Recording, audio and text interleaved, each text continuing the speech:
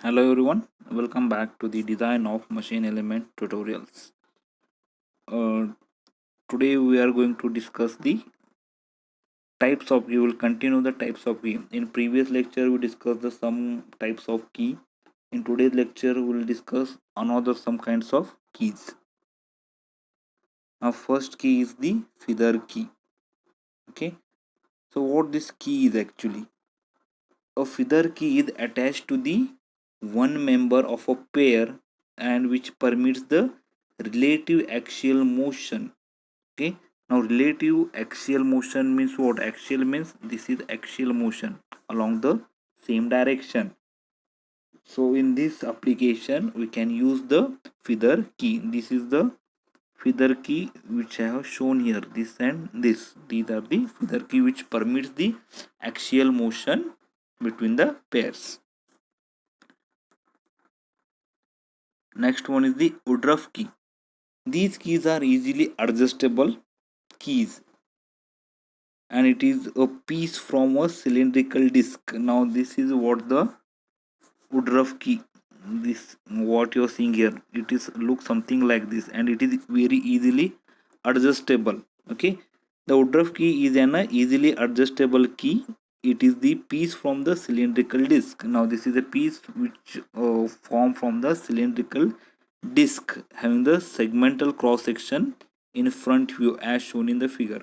Okay, so this is what the how the Woodruff key looks like, which is usually used when there is a easy adjustment is required in the keyway. Next one is the saddle key. A saddle key will have the uniform width, okay, with the tapering thickness. Okay, remember it has the uniform width with the tapering thickness on the upper surface and concave at the bottom. Okay, means it will be something like this. Okay, like this. Okay, tapering, and at the bottom you will get like this, like, and bottom you will get the concave. This is what the arrangement of the saddle key. Okay, here I have shown here flat saddle key and the hollow saddle key. Next is the tangent key. Okay, now tangent keys are fitted in a pair. Okay, means they are come in a pair only, which are placed at the right angles, and each key is to withstand the torsion in the sense they are subjected to the shear stress in one direction only. Okay, so these are the set of the saddle keys. Sorry,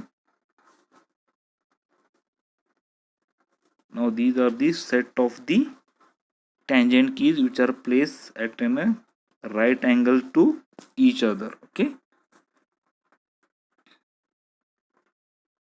next one is a round key. Okay, these are the circular in the cross section. The name itself is indicates that it is the round, means it is a circular in shape and fits into the hole.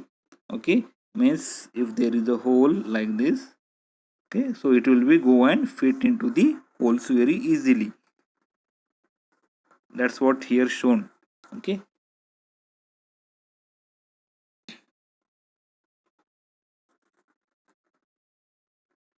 next one is the spline. Now see, sometimes this is what the spline looks like. Okay, now sometimes the keys are made up a integral part with the shaft. Okay, now see here, it is made already integral part of the shaft itself. Now this is the shaft, and within the shaft there are keyways, okay, which are broached into the hub. Such shafts are known as the spline shaft. This is what the spline shaft, this is your spline shaft. These shafts are generally have the 4, 6, 10, or maybe the 16 splines, or depends upon the application. And these shafts are relatively stronger than the shafts having the single keyways, because the strength is distributed. These are used for the transmission of the heavy loads. They can have the high load carrying capacity compared to the shaft with the one or two splines. Okay, thank you.